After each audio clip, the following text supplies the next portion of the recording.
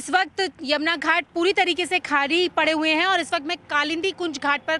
खड़ी हूँ और आपको दिखाऊं तो यहाँ पर यमुना को साफ करने का काम यानी कि डिफॉर्मिंग का काम चल रहा है। और जिस तरीके से लगातार यमुना की गंदगी को लेकर सियासत चल रही थी, तो आप साफ तौर से देख सकते हैं कि यमुना के किनारे गंदगी का क्या आलम है,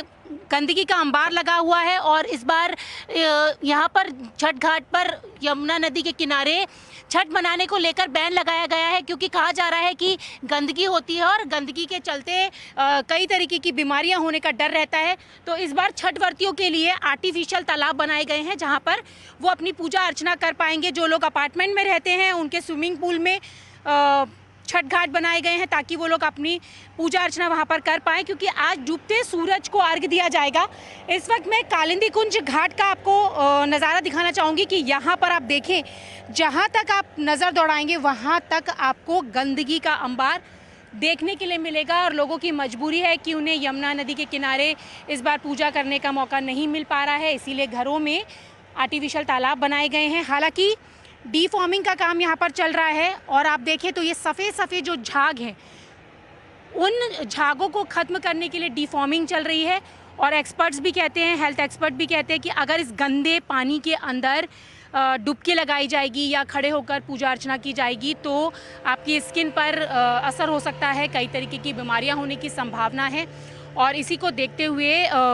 यमुना के घाटों पर छठ पूजा को लेकर बैन लगा दिया गया है और पूरा ये जो घाट है वो भी यहाँ पर खाली ही पड़ा हुआ है। और दूसरी तरफ लोग अपने घरों में या मंदिरों में जो आर्टिफिशियल छठ घाट हैं उनको बनाकर पूजा अर्चना करेंगे और आज शाम डूबते सूरज को अर्घ देंगे, क्योंकि छठ महापर्व है और छठ महापर्व पर जिस तरीके से सूर्यदेव की आराधना की जाती है, तो उस आराधना के लिए उन्होंने दूसरे विकल्प ढूंढे हैं, क्योंकि यमुना नदी में इस बार वो पूजा अर्चना नहीं कर पाएंगे। और सबसे बड़ा कारण यही है कि यमुना के घाटों के किनारे पड़ी हुई जो गंदगी है उसके चलते यहाँ पे पूजा अर्चना करने में लोगों को परेशानी भी होगी। पानी भी गंदा है, साथ साथ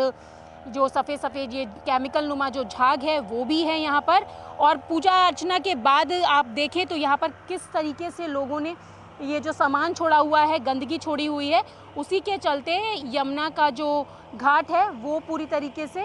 गंदे हैं और पूजा अर्चना यहाँ नहीं हो पाएगी। तो इस बार जो दिल्ली में रहने वाले पूर्वांचल के लोग हैं उन्हें अपने घरों में वैकल्पिक रूप से घाट बनाकर ही पूजा अर्चना करनी पड़ेगी।